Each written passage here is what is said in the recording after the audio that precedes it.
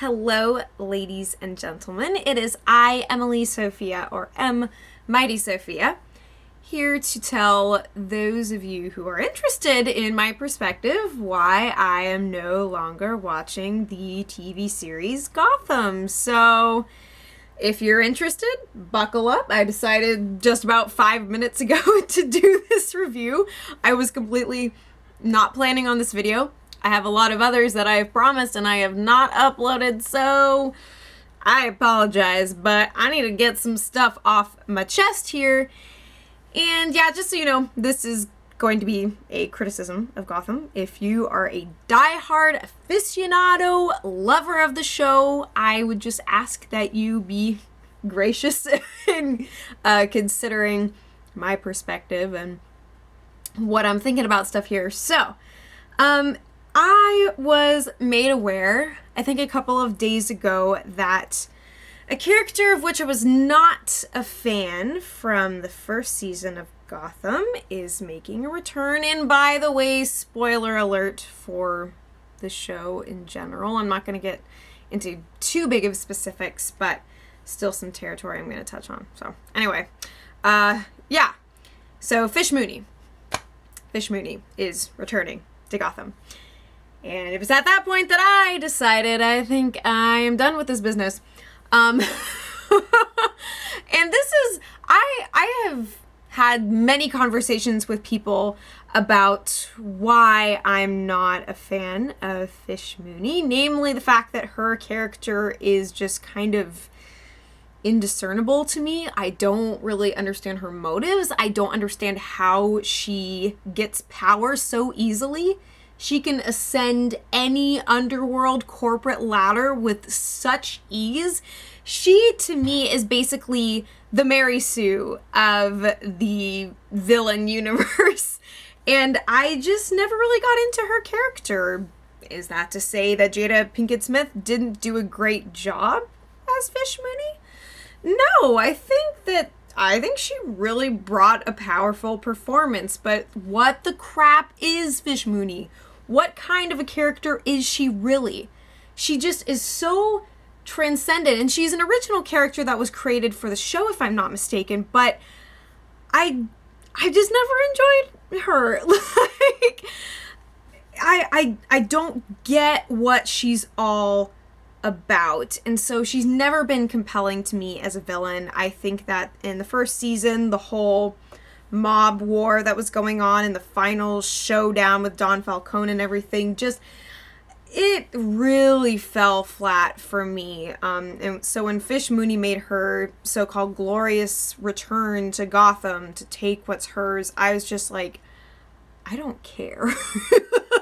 I don't care. I don't want to see your face. And then the fact that Selena Kyle was following her for no apparent reason. I mean, there's no precedent to their relationship and why Selena would be inclined to throw her hat in Fish Mooney's ring. Just so many stupidities.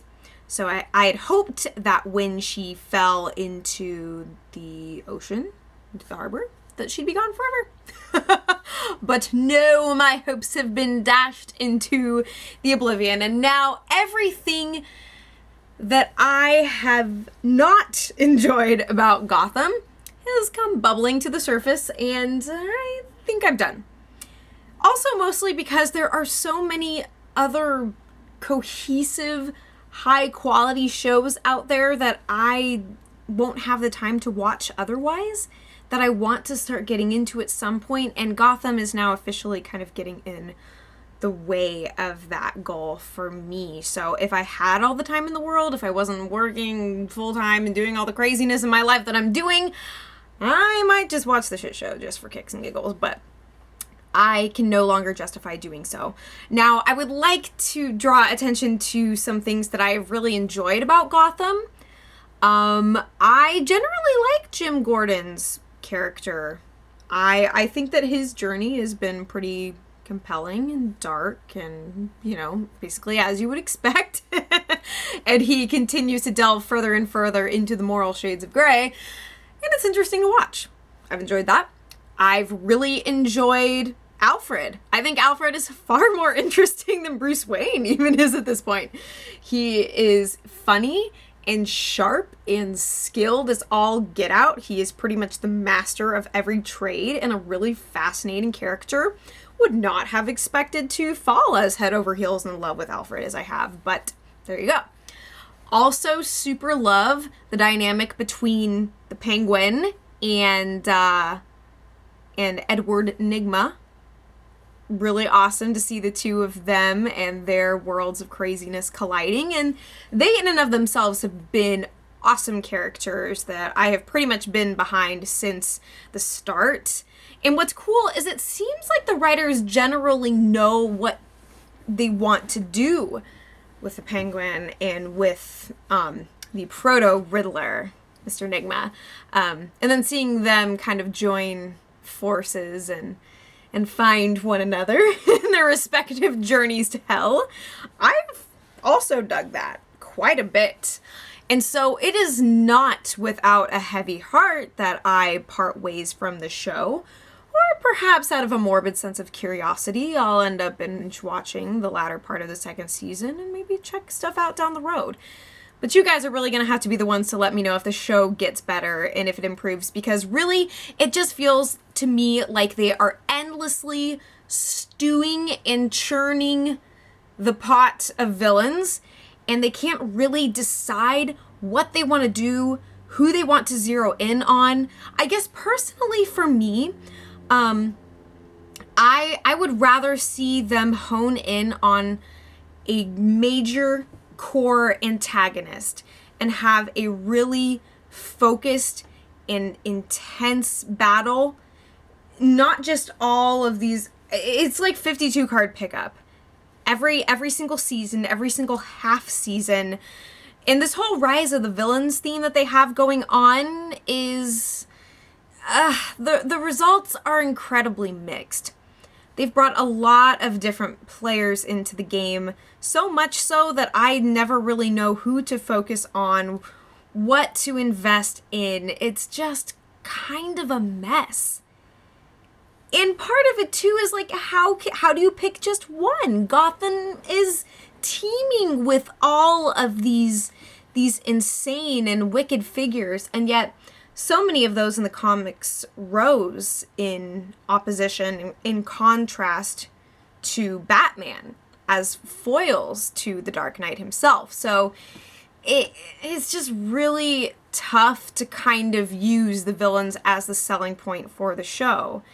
And like trying to use all of them at once or kind of weaving in and out. And there's just so many Easter eggs that it seems to spoil the Easter basket for me, really. I'm just like, holy crap, all this show is Easter eggs.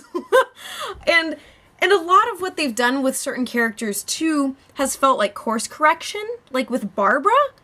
I think that they realized that a lot of people really didn't like her character because all she did was screw Jim Gordon over and make idiotic decisions and then murder her parents. And so the writers decided to really commit to the path of making her evil.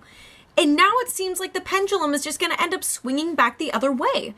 It seems like they are positioning her to be a tragic figure once again, with Jim falling for her again. And I can't... it's so irritating.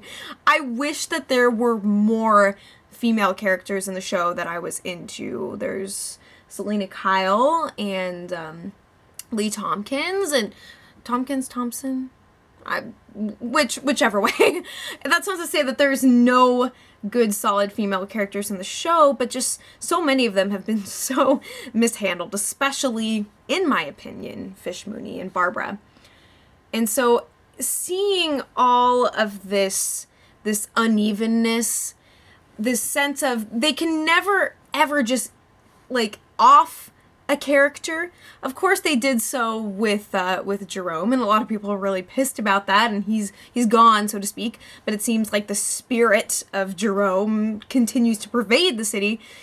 However, it's like, couldn't you just kill Fish? Couldn't you have given her a really, really good arc and taken her out early? So that I didn't get to the point where I hated her because I was sick of her coming back. And so when you pile twist upon twist upon twist, as we've seen with characters like Fish and Barbara, the game just gets old. I want them to commit. Yes, I know in the DC universe and oftentimes in the Marvel universe too, characters never stay dead, but it really starts to lower the stakes when it's like, oh, guess who's back? Guess who's back? And I can appreciate that type of storytelling to a point. And that point has been exceeded for me. So just generally the show is it's too busy, it's too broad, it's too unfocused, it's too uneven. I want a show that is consistently outdoing itself, not just trying to put on a big giant circus freak show, but I would really love to see them do some in-depth storytelling and to really invest in what's in front of them. Because the more they try to draw out these big overarching conspiracies, the more that they try to show how everything is connected, just the more kind of messy and wild and unfocused it seems. And I no longer enjoy that enough to justify watching the show further at this point. So that's just kind of my explanation. Let me know what you think, and please feel free to disagree with me. That's totally fine. I got no qualms about that, my friends. I wholeheartedly invite you to continue watching the show if that is your interest. And for those of you who agree with me, well, we can bond together in our mutual dislike of things. There's a lot that I like about Gotham, and I don't want to say goodbye, but I kind of gotta let this tie go for now anyway. So I've got more reviews and more content coming down the pipes for 2016, so do be sticking around. Hopefully you enjoyed this video and you feel me or you don't. Either way. So you guys take care, and as always, I will be back before you know it.